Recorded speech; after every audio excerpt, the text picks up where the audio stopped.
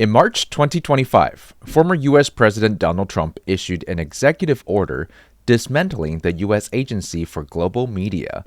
That's an institution that oversaw Voice of America, Radio Free Asia, and other vital outlets delivering independent news across some of the world's most repressive regimes. Almost overnight, hundreds of foreign journalists on U.S. work visas were left in limbo. Some faced deportation to countries where their past reports could land them in prison, or worse, 4 Radio Free Asia contributors are currently detained in Vietnam. In Russia and Myanmar, Voices of America journalists are behind bars.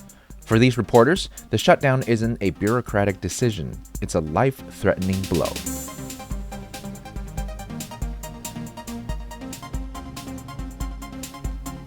Hi, you're listening to Beyond the Reefs, a show produced by Radio Taiwan International.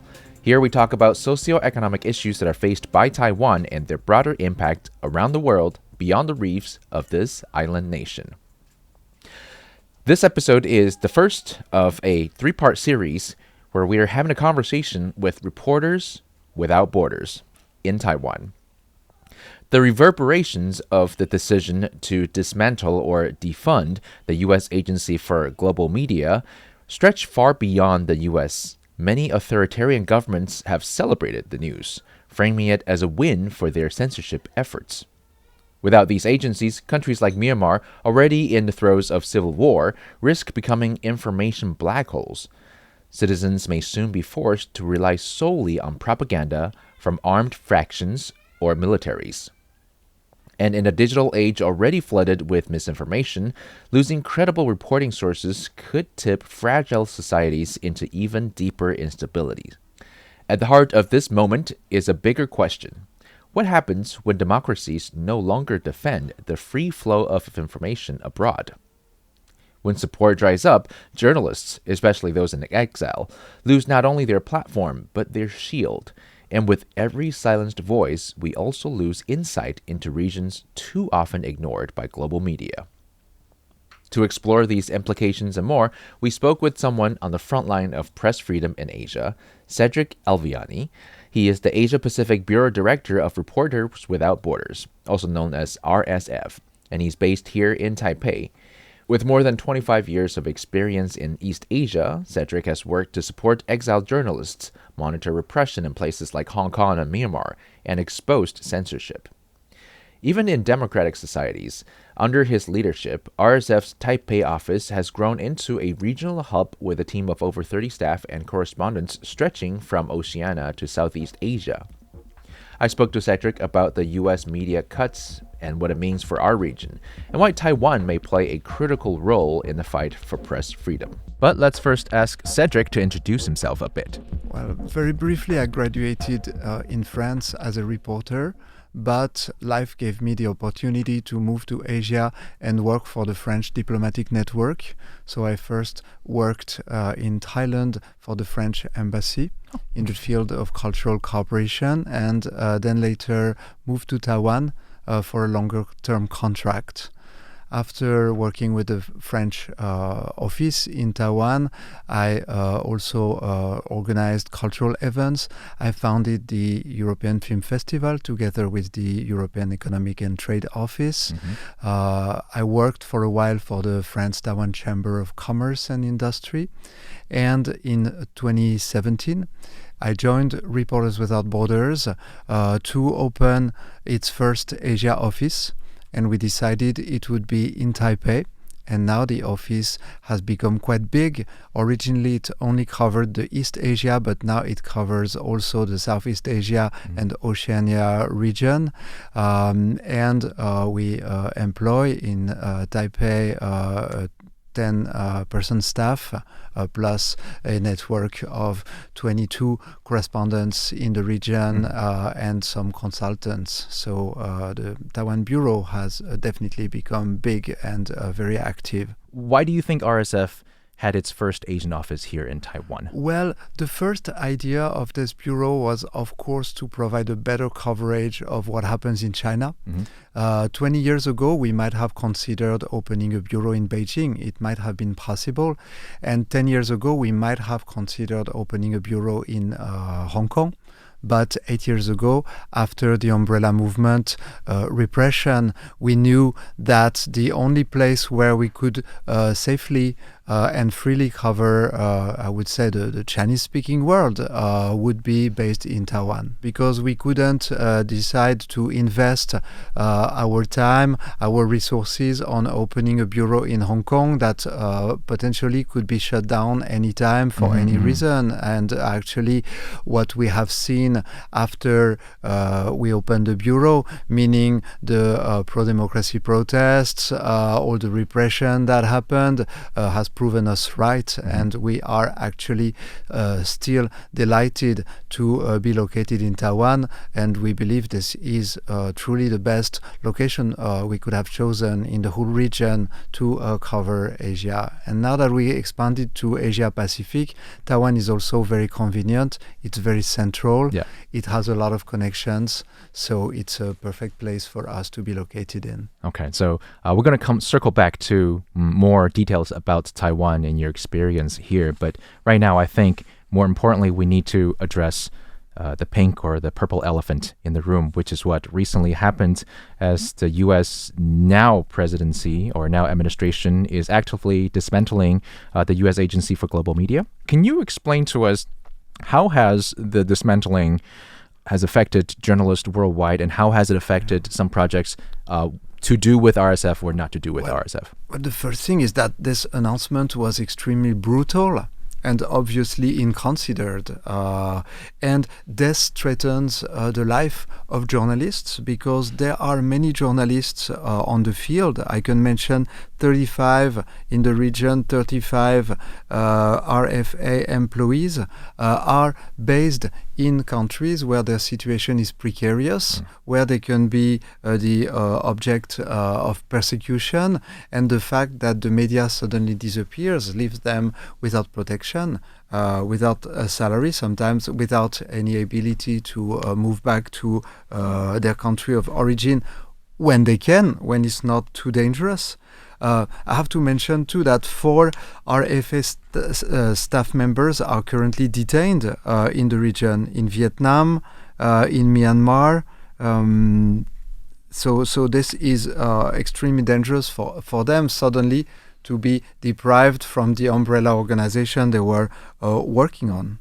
But this decision does not only threaten the journalists who have been working for RFA, but it's affecting millions of audiences who were relying on the independent information provided by RFA. And the major problem now is that some countries, especially Myanmar, which is in the middle of a civil war, might become black holes of information, because the people there in the country will not receive any more independent information. So they will be somehow forced to pick their information from the different belligerents in the conflict. But this is, of course, more difficult to trust information in time of war. So this is actually reminding us that these media outlets, especially RFA, were leading an incredible role of public service in the region. And that's very important that NGOs like us, which have been relatively unaffected by the cuts, since the coup in Myanmar 4 years ago, we have been very much present, providing emergency assistance to journalists and media outlets in need. But last year, we intensified our efforts. Luckily, we are working on projects of radio broadcasting that could somehow provide alternative solutions for the public in Myanmar in these times of budget cuts and service cuts. It seems to me that budget cuts and the lack of awareness for the contribution of organizations such as the ones you mentioned, and of course for RSF, has been overlooked in the last few years. And What do you think is leading to that trend? It is a trend. It's a political trend now. It's very difficult because one conflict is followed by another conflict. Right. There was the civil war in Myanmar, and then there is the Russian attack on Ukraine, and then there is the war in Gaza, and it's very difficult even for the biggest donors to actually be able to follow up. And their budgets are necessarily limited. They have to make choices, and after a few years, the public tends to forget, what's happening in some countries, and their attention is being brought to the latest conflict. So this is, generally speaking, a very difficult situation. But democracies cannot escape their role. Democracies have to put the resources to palliate to this absence of independent information in these countries, because this is actually also necessary for them. No democracy in the world can accept that the world would start having countries that are black holes of information, because this is a new threat. This is a threat to democratic systems. This is a threat to the peace. So it's very important for democracies to fulfill this duty. And when it goes to the US, you might have heard that Reporters Without Borders, together with RFA, we have launched a court action. And we actually got a US court granting an injunction that required the US AGM to temporarily reverse its funding cuts. So this is a first step, and we will keep, by every means possible, fighting against this decision, which is unfair and extremely dangerous. In this fight, traditionally, you would need to rally people who are like-minded. Now, you mentioned a very important word, the word attention. Attention spans are short these days. Well, it's always been short, but even more so because there's so much information flooding our consciousness every day. And so traditionally, I would say it's the younger generation who have more drive or energy to make impactful changes. However, now it seems like their attention is being shared amongst a lot of social media networks. How has organizations like RSF been in terms of success to try to maybe pivot your influences in these social media channels? Oh, yeah, we're extremely active on social medias, and we have modified a lot all the formats, of our communication contents to better cater to social media and the younger generation. I would say that the problem is, rather than, generally speaking, in democracies, the population is aging. Politicians, in the average, are older and older, and there is a huge gap between the younger generation that has progressive aspirations and the older generation that controls the political power, that controls the media environment. It's very difficult for the younger generation to actually be heard. That is a very interesting point. I haven't heard that being made, but that is very true. Yeah. So there is generational polls from different sides, and now it seems like it's skewing a certain way because of population differences. Absolutely. This leads to more conservatism, and this actually threatens somehow the future of democracy. So as we talk about super-aged societies, we tend to focus on the economic symptoms, but this is something that really needs to be addressed as well. Do you feel like the drastic differentials in population between the age groups, do you think that problem is being addressed or being recognized in your circle? Well, I would like to go back to the notion of the right to information in the democracy to start. This is capital because no democracy can properly function if the people who vote do not have access to independent information so that they would make an educated vote. You can see in countries like Russia, where the mainstream media are constantly praising Putin and constantly criticizing opponents, then even if on the paper Russia is a democracy and people can vote, actually the democracy is dysfunctional and does not work in the way it does. This is the political side. But when we go to other topics, social topics, economic topics, equality, gender equality, progress. Journalism is absolutely capital because somehow the media outlets are deciding about the agenda, about what the society is discussing. I give you an example. Everybody says in Taiwan, the Taiwanese public is massively against death penalty. Yes, it is true. And why? Because the media outlets absolutely do not put the question of death penalty in a way that would allow the public to make an educated decision on the matter. Media outlets are only following what they think is the public's opinion. So somehow the role of media outlets is also to bring up questions, to examine these questions, to have diverse points of view being expressed on these questions, and somehow to stir change in public's opinion. The role of media outlets is not just to try and follow what they consider is the current public opinion, is to start debates, discussions. And unfortunately, this goes to what you mentioned earlier, the fact that mainstream media outlets are, generally speaking, controlled by major corporations that use them for their political and economic interest does not help for these media outlets to actually fulfill that mission of strengthening the right of the people to information. When it goes to Taiwan, this is actually a perfect example. In RSF's World Press Freedom Index, Taiwan is the highest country ranked in Asia. Is that good? Yes, because it means the Taiwanese media outlets can operate without direct interference from government, without pressure. They don't have a gun, pointed at their head, and the freedom of expression and freedom of imparting information is quite free. Does that benefit the Taiwanese public? I don't think so, because of the economic structure of the media environment in Taiwan. Most commercial media belong to huge corporations that make a blatant use of their media power to support political parties and to strengthen their economic power.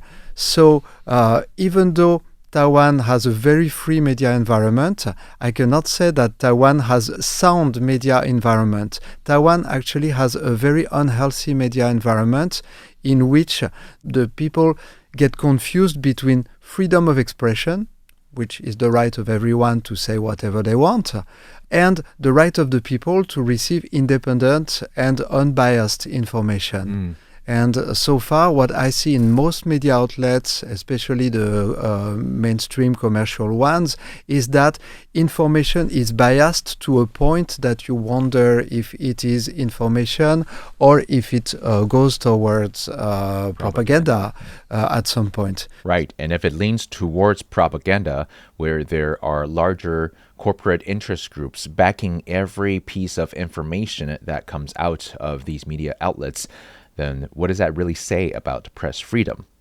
As we wrap up the interview, Cédric emphasized the deepening gap between younger progressive generations and older conservative political structures that dominate media ownership and power. He also reminds us that freedom of expression alone isn't enough. It must be paired with the public's right to receive unbiased, independent information. Taiwan, while ranking high in press freedom, still struggles with corporate media concentration and a lack of media trust, which muddles informed public discourse and threatens the very foundation of its democracy. Good thing is the story doesn't end here. Or maybe the bad thing is that the story goes much beyond this. In our next episode, we'll take a deeper look at Taiwan's own media landscape. Can press freedom become a soft power asset in trade and diplomacy? How is Taiwan navigating disinformation and political influence in its media? And why does Taiwan rank high in press freedom but low in media trust? We'll also talk about RTI's recent certification by RSF's Journalism Trust Initiative, the first of its kind for a Chinese language outlet, and what this could mean for Taiwan's media credibility moving forward. Join us as we continue the conversation. This has been Beyond the Reefs. I'm Joey Chow. I'll see you next week. White sands, gentle ocean breeze, turquoise waters, and strict media censorship. Many countries are a paradise for tourists, but a living hell for journalists. Discover the Reporters Without Borders World Press Freedom Index 2025 on rsf.org. Warning, once you know the truth, you may want to rethink your travel plans.